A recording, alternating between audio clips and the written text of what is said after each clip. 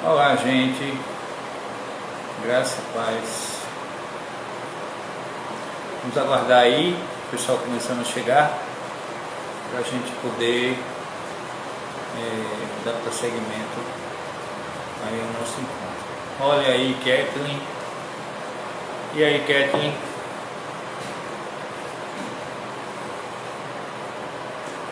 Boa noite para você aí.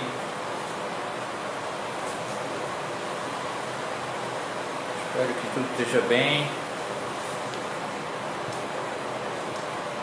Vamos aguardar o pessoal chegando aí. O áudio tá bom? Você está me ouvindo bem? Quer que eu aumente o volume? O que é que você me diz?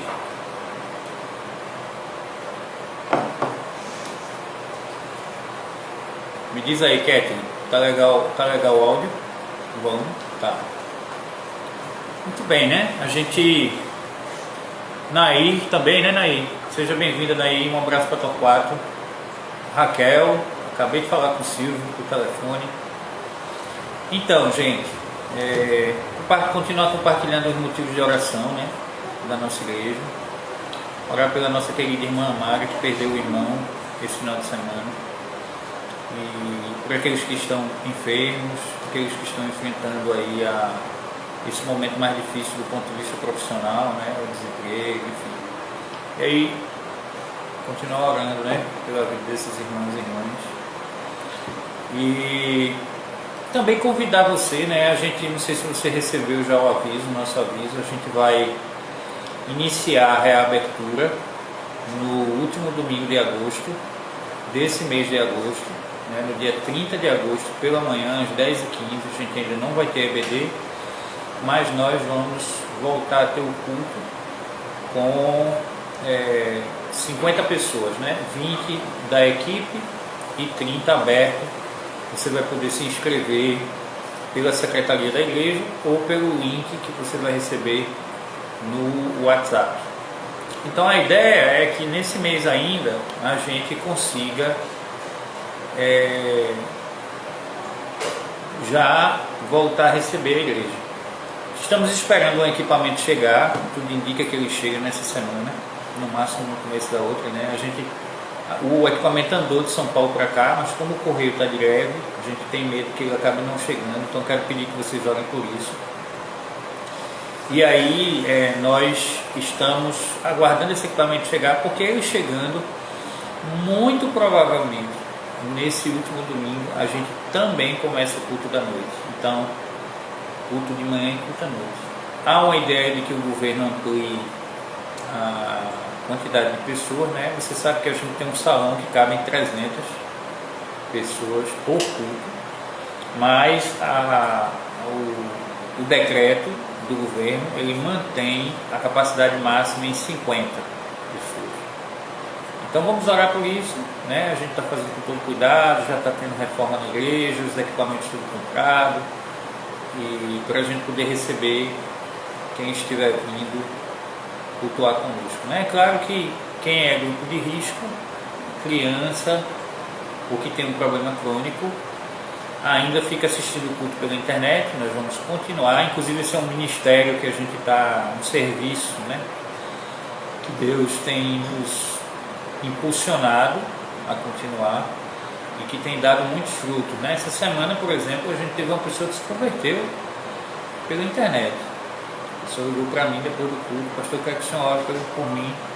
Eu fiz a decisão. Tivemos 2 pessoas nesse mês, aliás, nessas 2 últimas semanas, 2 pessoas, uma em cada semana, que estão desejosas de serem batizadas, que entraram em contato também: pastor, eu quero ser batizado.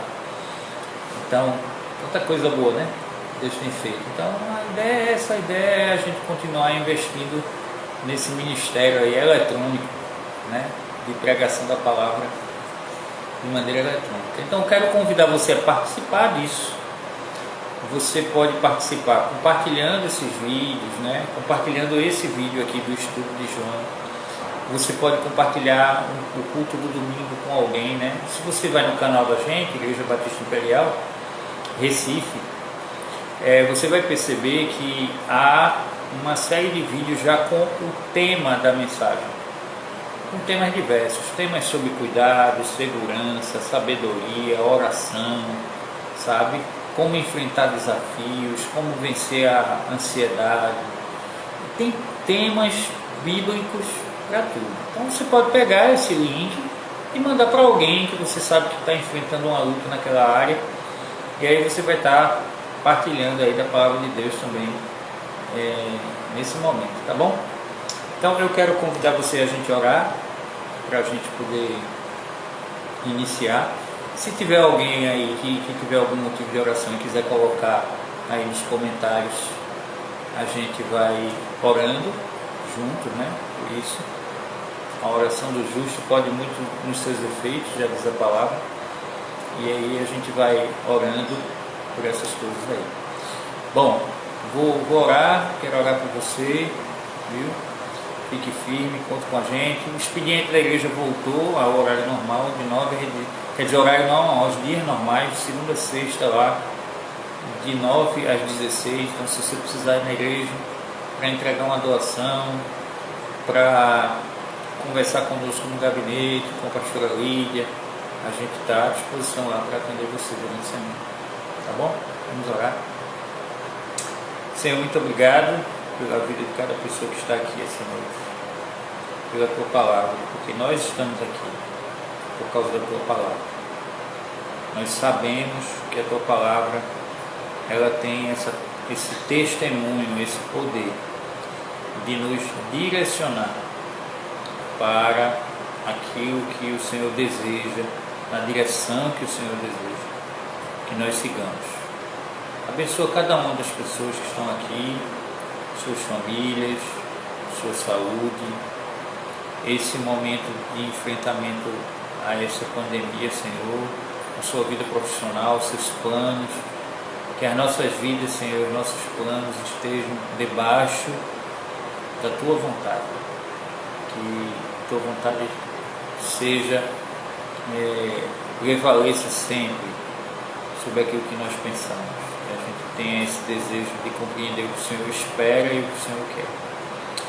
Então, fala no nosso coração, essa noite aqui, abençoa cada um, perdoa os nossos pecados, em nome de Jesus. Amém. Bom, você sabe que essa série aqui de João que nós estamos estudando já está chegando no final, né? Porque a gente está no capítulo 17, João tem 21 capítulos. Ela está chegando ao fim, mas se você quiser acompanhar e estudar, você pode ir lá no nosso canal no YouTube, não só aqui no Instagram, mas no canal do YouTube, e você acessar lá os vídeos e aí pegar cada trecho de João e estudar João desde o início, né? Então, convidar você aí para você fazer isso. No nosso canal do YouTube também tem os arquivos lá, tá? Os vídeos. Bom, vamos lá para o nosso estudo. Vamos pedir aqui que Deus abençoe aqui a todo mundo que chegou, né? E vamos lá, 1 João, capítulo 17. 1 João, capítulo 17. Bom, você sabe que há 3 semanas, ou há 3 encontros, 3 quartas-feiras, a gente estamos aqui nesse capítulo 17, né? Esse capítulo 17, ele é dividido em 3 partes, porque ele trata da oração de Jesus, da conversa de Jesus com o Pai, com Deus, na noite em que Jesus é traído, ou melhor dizendo, na noite em que Jesus é preso. Então, quando você lê o capítulo 17 de João, você precisa ler subdividindo ele em 3 partes. A primeira parte, que vai do verso 1 até o verso 5, Jesus ora por si, né? Ele pede que o Senhor glorifique a Ele em meio àquele momento, né? E a gente conversou sobre isso. Ele pede que no segundo momento, a segunda parte do texto, né? Ele fica do verso 6 até o verso 19, em que Jesus ora pelos discípulos, por aqueles que estavam com ele naquele momento lá, Jesus ora por eles para que, assim como Jesus pediu que permanecesse fiel, né, a Deus e cumprisse a missão, Jesus também ora pelos discípulos porque ele estava enviando os discípulos para o mundo, né? E a gente ouviu Jesus falando que os discípulos não eram do mundo, no sentido de que a mente dos discípulos era uma mente diferente dos valores que são vivenciados nesse mundo, na realidade que a gente vive aqui, né? Então, Jesus, depois do verso 19, ele entra no texto que nós vamos ficar hoje, tá? Que é João 17, do 20 ao 26. João 17, do 20 até o 26. Kelvinha, toda vez que alguém entrar, Kelvinha, tu coloca aí, tá? Eu não consegui fixar, agora tá difícil aqui, vai dar mais trabalho. Então toda vez que alguém entrar, coloca aí, tá?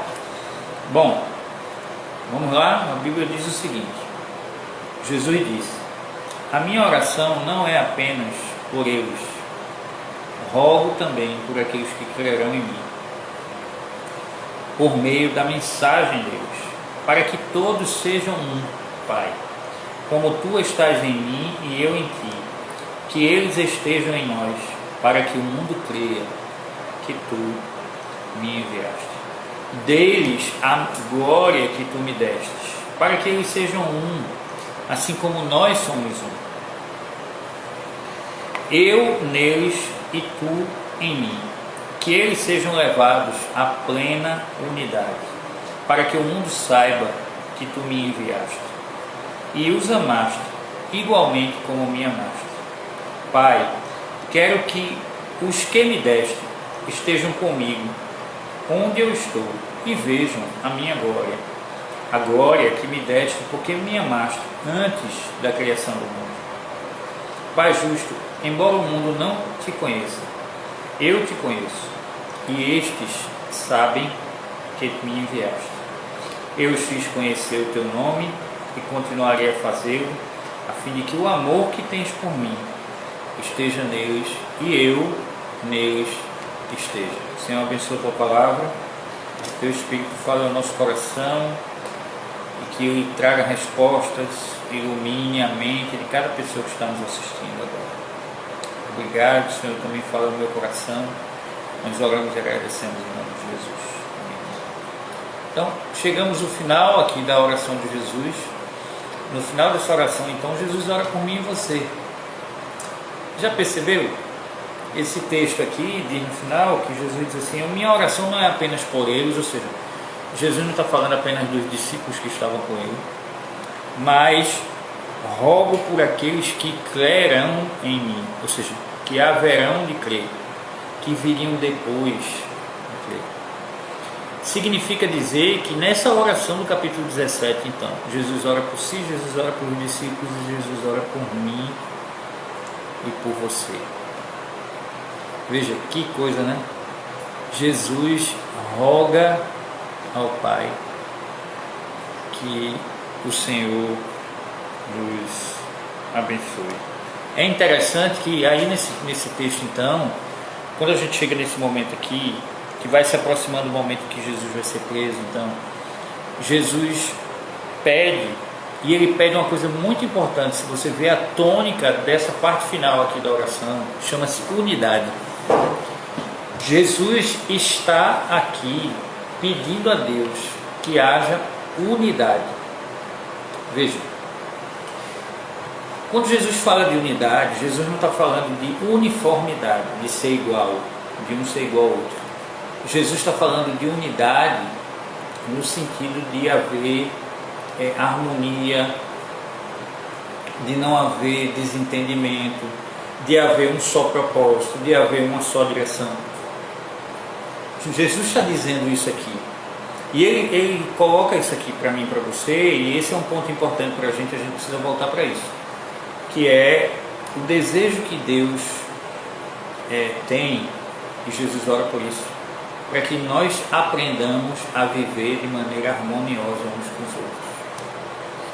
Como Jesus ora aqui, dizendo que essa harmonia, que ser um, né? E é interessante porque você sabe que ser um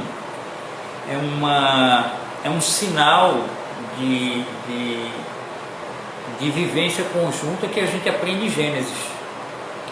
Então o homem deixará o seu pai e sua mãe e se unirá à sua mulher e eles serão um. O texto ali, às vezes tem gente que traz somente para essa questão, que é a questão de sexualidade, mas é muito mais do que isso. A Bíblia sempre tratou, inclusive essa parte de sexualidade, como uma parte integral, que ela deve fazer parte de um ambiente que já é maduro, de duas pessoas que já deixaram o pai, ou seja, que já têm maturidade, que já são independentes, e aí aprendem a se tornar um. Veja, não são duas metades que se tornam um inteiro, são dois inteiros que se tornam um. E é nessa direção aqui que Jesus está orando aqui, que duas pessoas, que a igreja dele, que aqueles que haveriam de crer, aprenda a ser um. Aprenda a ter um propósito, aprenda a ter uma direção, ainda que cada pessoa tem o seu pensamento diferente. Você já percebeu como os discípulos são diferentes? Eu acho muito engraçado isso.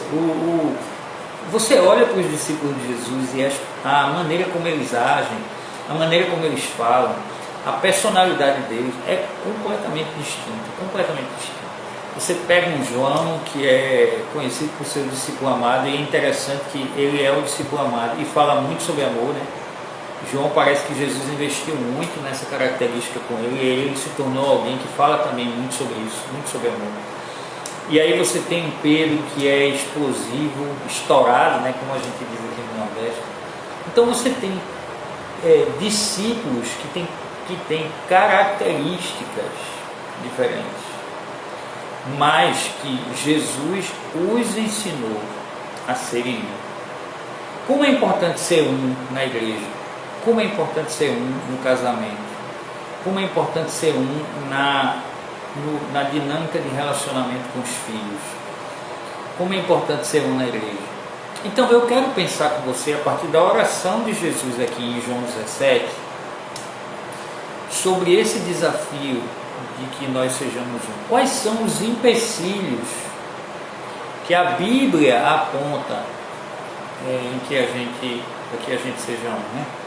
É muito interessante quando a gente vê as cartas de Paulo, por exemplo, falando sobre unidade.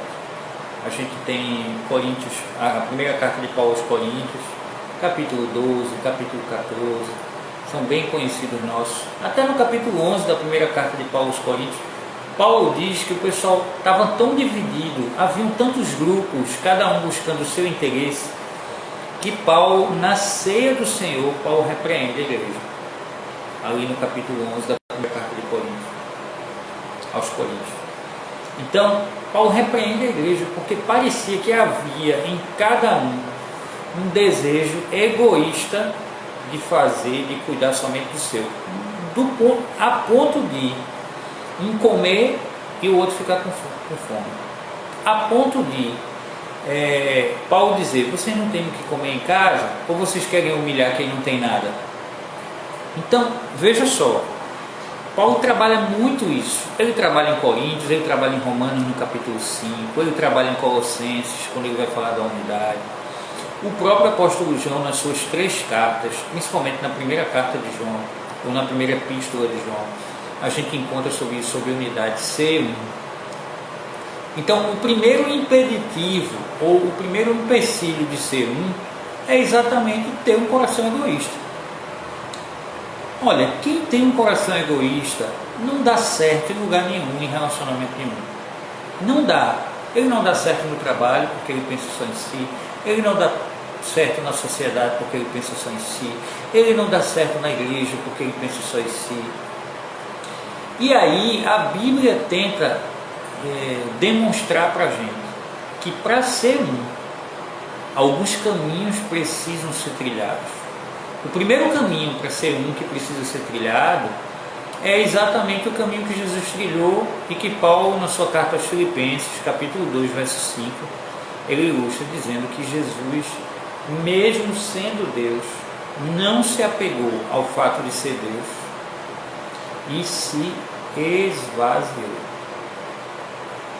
Significa dizer que Jesus, mesmo tendo aquela condição, aquele status de Deus, de ser como Deus, Jesus se esvaziou. Gente, não dá para estar em unidade, para ser um com o marido, com a esposa, com os filhos, no trabalho, se no nosso coração, se na nossa atitude não houver humildade. A própria Bíblia diz que aquele que se exaltar será humilhado, mas aquele que se humilhar será exaltado. Você sabe que às vezes o pessoal pega esse versículo de maneira errada, porque o pessoal diz assim: aquele que for humilhado será exaltado. Não, o texto não diz isso não. O texto diz assim: aquele que se humilhar, ou seja, aquele que é a semelhança de Jesus, que tem um status, que tem uma condição, aqueles que se humilharem serão exaltados. É muito interessante isso, gente. Se a gente quer ser um, se a gente quer estar em harmonia com os outros, a gente vai precisar aprender a se humilhar. Eu não estou falando de se humilhar abrindo mão de direitos, não é isso não que eu estou dizendo não. Às vezes sim, estou falando sempre, mas a postura de se considerar como alguém que está a serviço do outro, é isso que torna ser um. Se na minha vida eu não tenho uma postura de servir ao outro, ou então eu sirvo no outro naquilo que eu desejo e não naquilo que é preciso, significa dizer que em algum momento, então, eu vou ter um atrito, eu vou bater de frente. Então às vezes é na casa, alguém que percebe que tem uma demanda da casa que precisa ser feita, e aí não faz. Ele faz só aquilo que deseja fazer. E Jesus é um outro exemplo disso. Jesus é um exemplo de que ele também se humilhou, assumindo forma de servo. Filipenses 2, ainda a partir do verso 5, diz que a palavra não é assumindo forma de servo, mas assumindo forma de escravo. Jesus assumiu a forma de escravo. E ele tentou ensinar aos discípulos, durante 3 anos da sua vida, que os discípulos haviam sido chamados para lavar os pés. A gente aprendeu isso, né? Aqui, em João 13, a gente aprendeu bem que Jesus havia feito isso. Jesus ainda diz aos discípulos: olha, se eu que sou mestre de vocês lavei os pés, vocês também devem fazer isso. Então, o segundo desafio para mim e para você, a partir da oração de Jesus, pedindo a Deus que nós sejamos um, é de que, de fato, nós sejamos um nele. Se você olha no verso 21, ainda do texto, você vai ver assim: rogo também por aqueles que crerão. A gente já falou sobre isso, rogar, né? Rogar é uma coisa com insistência, com profundidade, não é uma oração qualquer, é uma coisa insistente. Jesus insiste que aqueles que viriam depois pudessem crer nele, para que todos sejam um, Pai, como tu estás em mim e eu em ti, que eles também estejam em nós, para que o mundo creia que tu me enviaste. O que é que Jesus está tentando dizer aqui nesse verso? Jesus chega então nesse verso dizendo o seguinte: a chave para a gente ser humilde, para a gente servir quando a gente não aguenta, para a gente continuar numa dinâmica de continuar fazendo o que fomos chamados para fazer quando a situação está difícil, é estar em Cristo, é ser um com Cristo. Entende? Eu imagino que você já tenha tido dificuldades, você talvez tenha tido dificuldade de relacionamento com pessoas que só querem ser servidas. Há pessoas assim. Como é bom quando a gente encontra alguém que quer servir, que quer ajudar. Eu constantemente no Facebook compartilho histórias assim. Quando eu vejo uma história, eu compartilho muito. Essa semana eu encontrei uma história, não sei se você viu no Facebook, de um motorista de Uber que o passageiro foi pagar ele e aí pagou e deu 2 notas e achou que as 2 notas que ele tinha dado eram de R$ 2, mas uma nota era de R$ 2 e a outra nota era de R$ 100. E aí o Uber tinha já o roteiro de onde tinha parado com ele, voltou quando percebeu e entregou a nota de R$ 100 àquele passageiro. Veja, isso significa dizer que o motorista daquele Uber parou de atender outra pessoa para devolver, para servir àquele passageiro que tinha utilizado o seu serviço. Então, o que Jesus está dizendo aqui, gente, é que muitas vezes, para a gente conseguir ser um, para a gente estar em harmonia com os nossos, a fonte disso precisa ser o modelo de vida que Jesus viveu. Porque se eu olhar para mim, se você olhar para você, vai ter hora que a coisa vai estar tão difícil que eu olhando para mim, você olhando para você, a gente não vai conseguir. Mas quando a gente olha para Jesus, quando a gente crê que se a gente não deve pagar o mal com o mal, que a gente deve pagar o mal com o bem. Eu acho que você já ouviu essa história em algum lugar, alguém dizendo assim, cada um só dá o que tem, né? Então tem gente que dá ira o tempo todo, tem gente que dá... Então, como é que eu sirvo ao outro? E aí eu só posso servir ao outro vencendo essa coisa de ser humilde se de fato eu for um com Deus. Como é que é ser um com Deus? Ser um com Deus significa ter um relacionamento com Deus. Quando eu levanto a mão na igreja e digo assim, eu quero ser discípulo de Jesus, eu quero me tornar um discípulo de Jesus, eu estou dizendo tão somente, em primeiro lugar, eu não posso me salvar por melhor pessoa que eu seja, e melhor das boas ações que eu possa fazer, eu não posso me salvar, eu preciso que alguém me salve, e esse alguém é Jesus. E quando eu levanto essa mão e eu faço essa decisão, e eu digo, eu quero ser um discípulo de Jesus, automaticamente, quem deve ser o meu maior referencial é Jesus. Eu passo a tentar ser um com Jesus. Eu passo a ser um imitador ou imitadora de Jesus. Então é aqui no texto que a gente está lendo aqui, gente, que Jesus chega então no verso 22 e diz assim, eu dei a eles, quem são esses eles? Somos nós, né?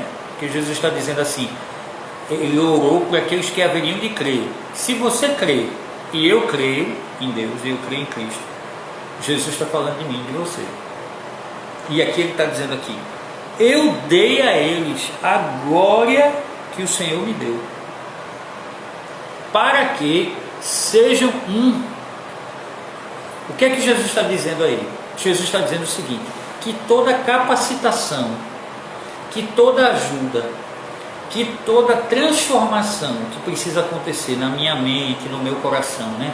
Na minha razão e nas minhas emoções, Jesus vai suprir quando a gente inicia uma caminhada com Jesus. Deixa eu explicar a história da caminhada com Jesus. Eu imagino que, como eu, você já teve um melhor amigo na sua adolescência. Quem foi adolescente e teve melhores amigos, você sabe que a gente tem algumas das características do nosso melhor amigo, não é assim? Às vezes é um jeito de falar, às vezes é uma expressão. Eu lembro que tinha uma época dessa que estava rolando o bebê, né? Tudo bom, B? Não sei o que, B. Era tudo B, né? Não era assim? Então, porque alguém colou com alguém e pegou isso. Então, a proposta aqui de Jesus, que Jesus está dizendo é o seguinte, que quando eu sou um com Ele, quando eu ando com Ele, quando eu estou nessa caminhada com Ele, Ele pede que Deus nos dê a glória que deu a Ele. Você sabe que a palavra glória no Novo Testamento, desculpa, a palavra glória no Novo Testamento também quer dizer presença. Então, Quando Jesus diz assim, dê a eles a glória, aí, às vezes alguém pega esse texto e traduz o texto de maneira errada, e aí pensa que glória é poder. É claro que o Evangelho é poder, né, para a gente se transformar e tudo. Mas aqui, nessa palavra, Jesus está dizendo a glória, ele está dizendo o seguinte: a presença, a condição, a presença de Deus vai me dar a condição de perdoar quem eu não consigo perdoar, se eu não olhar para mim. Mas se eu olhar para Jesus, eu vou ver que Jesus perdoou Pedro, e que ainda deu uma outra oportunidade a Pedro. Como é difícil esse negócio, né? É muito difícil. E aí é por isso que Jesus pede ao Pai por mim e por você, aqui na oração que a gente está lendo, porque ele sabe que seria difícil. Lembre que Jesus trilhou esse caminho antes de mim e você. Jesus não é um teórico, Jesus não é um Deus que ficou lá no céu, não. Jesus sabe o que é ser gente, Jesus sabe o que é sofrer, ele sabe o que é ser traído. Você já foi traído? Talvez você tenha sido traído no trabalho, talvez você tenha sido traído num relacionamento, talvez você tenha sido traído por um amigo num negócio. Jesus também sabe o que é ser traído. Por isso que seguir a Jesus, Jesus já passou por isso, e eu estou seguindo Jesus, eu estou chegando lá também. De entender, Jesus, o Senhor passou por isso, como é que o Senhor lidou com isso? Esse contato diário com Deus, numa oração, sabe? E às vezes tem gente que pensa que só quem pode falar com Deus é quem é crente. Que engano. Qualquer pessoa pode falar com Deus de manhã quando acorda. Eu estava dizendo domingo na igreja, no culto, como é absurdo isso, né? Como é um absurdo você acordar de manhã e poder sentar na cama, não se levantar e dizer assim: olha, o Criador do universo está aqui do meu lado para me ouvir. Aquele que me criou, que conhece os meus genes. Isaías 44:2b diz que quando 44:2 parte B diz que quando a gente estava na barriga da mãe da gente, o Senhor já conhecia a gente. Tem versões da Bíblia que diz assim: quando a gente era ainda de substância informe, o Senhor já conhecia a gente. E a gente pode chegar de manhã a esse Deus e dizer: Senhor, o Senhor me ajude no meu dia hoje. Senhor, me dá a oportunidade de conhecer melhor o Senhor. Eu quero chegar mais perto de Jesus. Eu quero entender como é que Jesus fez coisas que eu ainda não consigo fazer. Eu preciso de ajuda para fazer isso aqui, porque eu não consigo, Senhor. Eu tenho que perdoar alguém que eu não consigo perdoar. Eu tenho que ajudar alguém que eu não consigo ajudar. Então, Jesus vem aqui nessa oração que a gente está lendo aqui, e ele pede, e ele diz que Deus dará a mim e a você a glória dele. Para quê? Para que a gente seja um.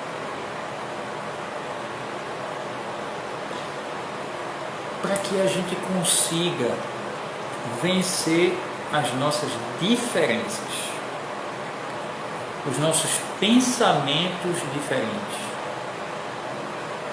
porque não vamos conseguir caminhar se a gente não aprender a ser um. Olha, o casamento não dá certo se a gente não aprender a ser um com o outro. E aí, para ser um, a gente já aprendeu aqui no texto, tem que se humilhar. A gente não tem uma sociedade que dê certo se a gente não aprender isso. A gente não tem um bom relacionamento com o vizinho se a gente não aprender isso. Então Jesus continua aqui, volte lá no capítulo 17. Nossa irmã Kelvinha está de olho aí, ela é a secretária da noite. Hein, Kelvinha? Diz assim: Pai justo, embora o mundo não te conheça, eu te conheço. E estes sabem que o Senhor me enviou. Eu, veja, lembra da história da caminhada? Eu os fiz conhecer a ti, a fim de que o amor que tens por mim esteja neles, e eu neles esteja. O que é que Jesus está dizendo? Está complicado, né? Deu uma volta aí e tal. É assim mesmo, às vezes Jesus faz umas coisas que é fácil de entender, às vezes dá mais trabalho um pouquinho. Aqui, o que Jesus está dizendo aqui no verso final, e você precisa entender muito isso quando você lê o Evangelho de João inteiro. Muitas vezes, João escreve, ele percebe Jesus dizendo assim, que Jesus fez as pessoas conhecerem a Deus. Quando Jesus diz assim, eu os fiz conhecer o teu nome. O que é que Jesus fez? Jesus agiu de um jeito que as pessoas olharam para ele e viram Deus. Se você... Por quê? Por quê? Porque é difícil pensar em quem é Deus. Quem é Deus? Como é que Deus se parece? Como é que Deus pensa? Como é que Deus age? Você quer saber como é que Deus se parece? Como é que ele pensa? Como é que ele age? Olhe para Jesus. João 1. Deus se fez carne. O que significa isso? Que Deus se fez humano, como eu e você. E aí esse Deus que se faz humano para andar com a gente. E com o objetivo de andar com a gente, para trazer a gente para perto dele. Meu filho, olha, deixa eu lhe dar uma dica. É isso que Deus quer fazer todo dia comigo, com você. Ele quer dar uma dica. Ele quer dizer assim, você precisa ser salvo, deixa eu salvar você. Não ande sem me ouvir não, porque você pode tomar uma decisão ruim, é isso, destruir você. É isso que Deus faz. Porque o final do texto diz, por amor. Olha lá. E continuarei a fazer. A fazer o quê? Que as pessoas conheçam a Deus através dele. E veja que aqui nós estamos falando da noite em que Jesus foi preso, logo depois. Ou seja, Jesus está dizendo assim, mesmo na dor, mesmo no sofrimento, mesmo na cruz, mesmo sendo preso, sendo xingado, sendo cuspido, sendo despido, Jesus diz assim, eu ainda vou fazer os outros conhecerem o Senhor. Não importa o que está acontecendo, eu vou cumprir o meu papel de fazer os outros conhecerem a Deus. Apesar de mim, apesar das minhas falhas, eu preciso decidir que as pessoas, quando olhem para a minha conduta, apesar disso tudo, vejam que tem um Deus agindo. E aí, como é que esse Deus age? Jesus diz por quê? A fim de quê? Quando o João usa essa palavra, ele está querendo dizer assim, finalidade. A finalidade de que o amor que tem por mim esteja neles. Vamos voltar um pouquinho agora no texto, para a gente lembrar do começo. Capítulo 17. Jesus ora por ele, para ele permanecer firme e cumprir o que ele precisa fazer. Jesus ora pelos discípulos que estavam com ele, para que eles permaneçam firmes e consigam fazer o que tem que fazer. E o terceiro momento da oração, que é essa parte que a gente leu hoje, que Jesus diz assim, fortalece eles para que eles sejam um. Eles tenham harmonia, eles tenham unidade. Para quê? Para quê? Para que o mundo olhe para eles e veja, rapaz, como é que fulano tem uma cabeça tão diferente de Beltrano, mas os dois continuam servindo. Como é que fulano e Beltrano pensam de maneira tão diferente, mas na hora de servir as pessoas para a glória de Deus, eles... É para que as pessoas olhem para mim e para você e vejam que tem um Deus trabalhando ali. Sabe por quê? Porque não tem uma reação natural. A reação natural qual é? A reação natural é a inclinação que a gente tem para o mal. Se alguém bate na minha cara, eu... Mas aí Jesus ensina o quê? Se alguém bater na tua face, vira outra. Olha, eu não consigo nem imaginar um negócio desse. Como é difícil. Mas aí o que é que Jesus faz? Jesus diz no finalzinho, a fim de que o amor que tens por mim esteja neles. Você já percebeu que aqui Jesus não está falando mais do amor de Jesus, Jesus está falando do amor de Deus. Jesus está dizendo, ó, que eles sejam um, que o Senhor, eu rogo que o Senhor abençoe eles. E no final de tudo Jesus diz assim, com a finalidade de que, qual é a finalidade deles serem um? Qual é a finalidade? é aprender a estar em comunhão com o outro. Para quê? Para que o amor esteja neles.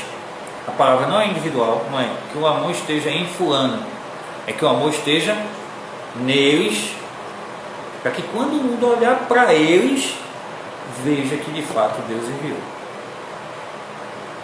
Então qual é o desafio para mim e para você essa noite? Gente, quais são as áreas da nossa vida que nós precisamos nos aproximar, ou precisamos aproximar mais de Deus, para que Deus trabalhe naquilo que é pedra na gente, naquilo que é difícil, que parece que não muda, para que quebrantado por Ele, sabe o que é quebrantado? É quando assim a gente diz: Senhor, eu não quero mais viver assim, Senhor, eu não quero mais agir desse jeito, eu não quero mais dizer isso, eu não quero mais fazer isso, me ajude. A Bíblia diz que alguém que tem um coração assim, que chega a Deus, não é desprezado. Então eu quero convidar você nessa jornada que eu também estou, de tentar ser como Jesus foi. E aí, para ser como Jesus foi, a gente precisa aprender a viver em coletividade. A nossa sociedade não sabe viver em coletividade.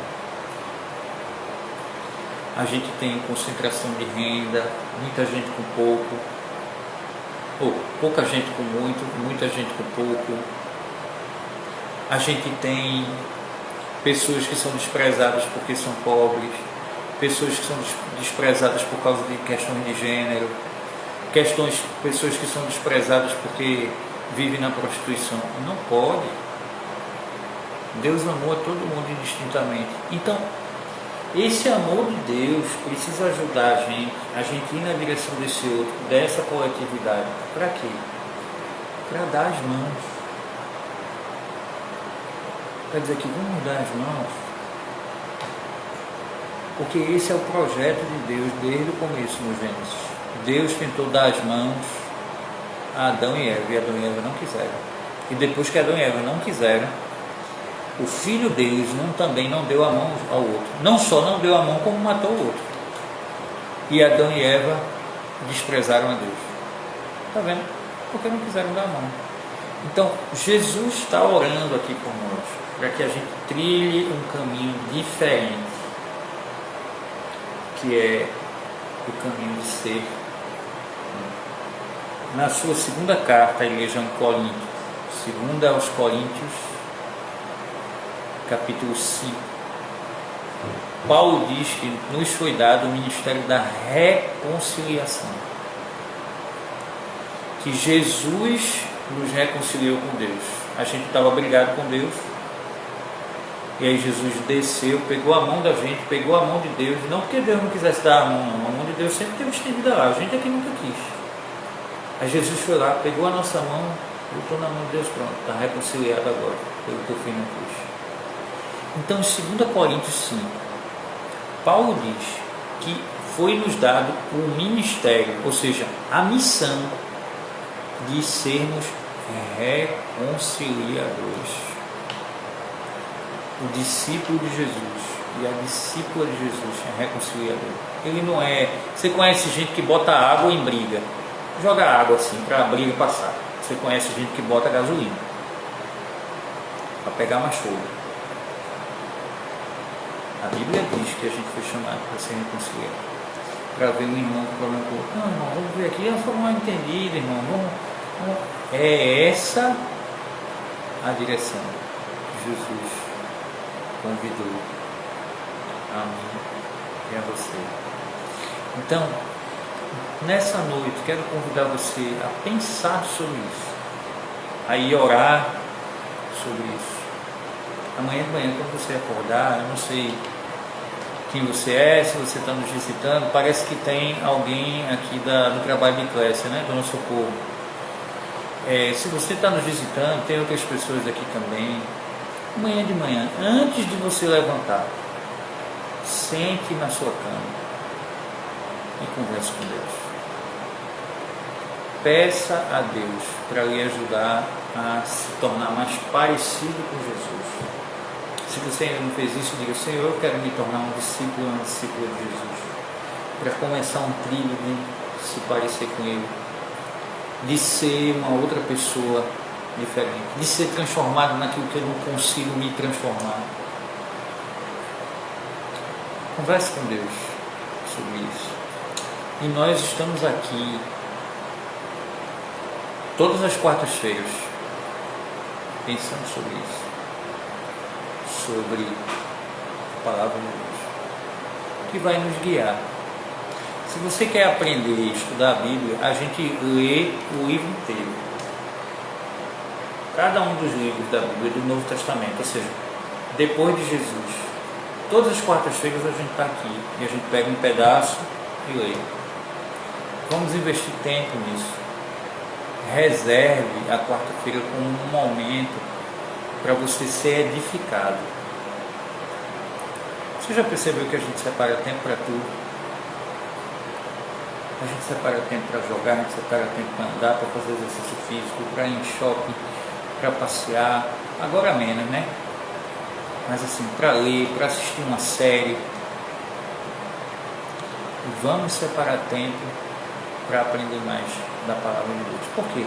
Porque é a palavra de Deus que vai nos dar sabedoria para lidar com as coisas da vida. Amém? Eu quero orar por você e com você. A gente, para quem chegou um pouquinho depois, esse vídeo já ele vai ficar no Instagram TV, né, no IGTV, aqui no canal da gente, e ele vai ser baixado e enviado para o nosso canal no YouTube também, para você que quiser compartilhar com alguém, você compartilhar. Nós estamos à sua disposição para qualquer esclarecimento, atendimento, se você precisar, oração. Dani, fiquei feliz de lhe ver, viu, Dani? Deus abençoe sua vida, viu, sua família. Eu quero continuar a gente orando juntos aqui e indo em frente. O Senhor nos dando força para a gente fazer o que a gente precisa fazer. Amém? Vamos orar? Senhor, eu oro. Muito obrigado por essa oração que nós aprendemos nessas últimas 3 quartas-feiras. O teu Filho Jesus, que foi perfeito, a Bíblia diz que ele não pecou. E que mesmo sendo perfeito, ele olhou para nós, que somos imperfeitos, e nos deu amor, e nos amou, e insistiu em que nós pudéssemos confiar nele para sermos transformados, para a gente mudar a natureza de quem a gente é. Eu não conheço todo mundo que está aqui no grupo, quer dizer, nessa live agora à noite, mas eu quero pedir que o Senhor nos abençoe a todos. O Senhor nos dê paz essa noite. A paz de deitar a cabeça no travesseiro e saber que o Senhor está tomando conta de tudo. E que pode até ser que a gente tenha um momento difícil a passar, mas saber que o Senhor está tomando conta de tudo e a tua vontade é boa, agradável e perfeita. Então abençoa cada um aqui que está conosco hoje, abençoa a tua igreja, especial a tua igreja ali, Batista da Rua Imperial. Muito obrigado por essa igreja, Senhor. Obrigado que o Senhor abençoe a nossa comunidade através da igreja. Que o Senhor continue levantando doadores e mantenedores para a gente continuar fazendo o que a gente vem fazendo, que é ajudando a população nesse tempo de pandemia. Perdoa os nossos pecados, nos abençoa, em nome de Jesus. Amém. Gente, olha, que Deus abençoe vocês. Eu sei que vocês estão como eu, a gente não aguenta mais ficar sem se ver, né? Sem se dar um abraço, sem cultuar na igreja. Nós também estamos assim, mas por uma questão de prudência, a gente só vai começar devagarinho, com um grupo menor, no último domingo, só pela manhã, com um grupo de 30 pessoas só, né? A gente tem um espaço para 300, no momento a gente não vai iniciar com essa quantidade, né? Com essa abertura de ambiente, mas a gente vai devagarinho, né? Com um pouquinho de manhã, um pouquinho à noite, e aí a gente vai retomando as coisas com todo cuidado, né? Quando a gente vai avisar aí direitinho, né? Então, com inscrição, você vai ter, igual aquelas lojas que você vai na loja, tem um termômetro, daquele de pistolinha, para ver como é que você está, se está, enfim, com todo cuidado direitinho, porque a igreja é lugar de saúde, né? Então a gente precisa fazer a nossa parte também. Então que Deus abençoe vocês, a cada um de vocês, né? E continuamos orando pelos outros. Vamos orar, vamos fazer como Jesus fez. Não orar apenas pelos discípulos, pelos de perto, mas orar uns pelos outros também. Tá bom? Um cheiro para vocês aí. Até domingo, 18 horas, a gente está de volta lá na transmissão do culto pelo YouTube. E na próxima quarta-feira, se Deus quiser, estaremos aqui de volta. Tá bom? Um abraço. Qualquer coisa a gente está aqui à disposição. Um cheiro.